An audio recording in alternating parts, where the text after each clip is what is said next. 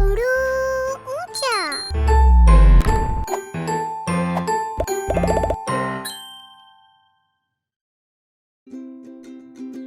हम उन अल्फाज को सीखेंगे जिन अल्फाज में खे दरमियान में इस्तेमाल हुआ है।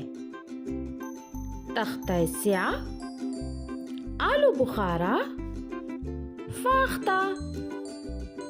फिर से पढ़ें। तख्ता स्याह, आलू बुखारा, फाख्ता। तख्ता स्याह।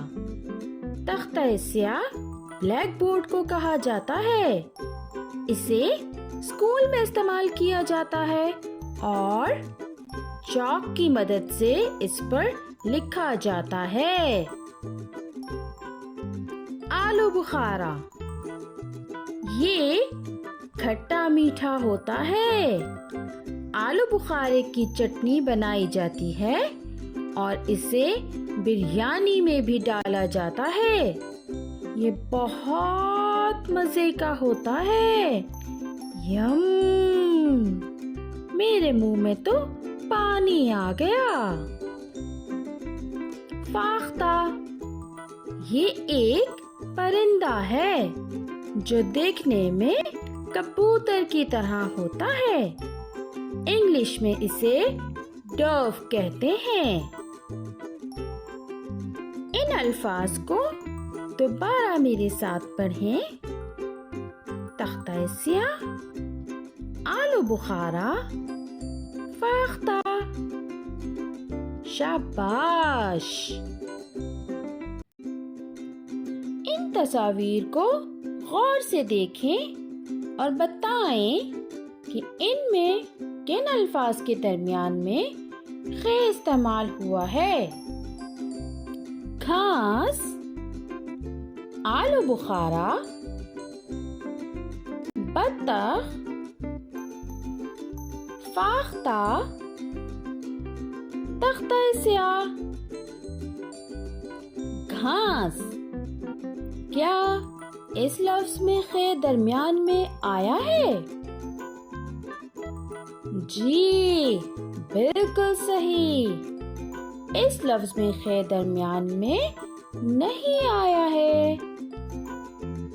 अब आप मज़ीद तस्वीर को देखकर खे वाले अल्फाज की पहचान करें।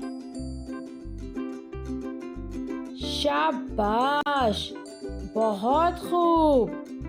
आपने बिल्कुल सही पहचाना।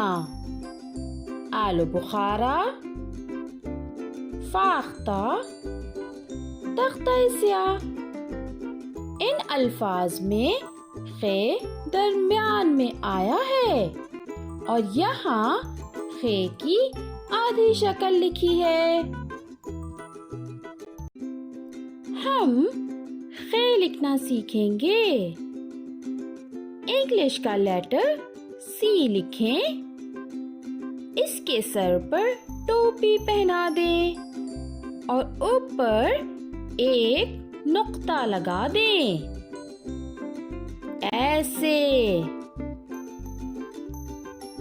दोबारा लिखें। इंग्लिश का लेटर सी लिखें।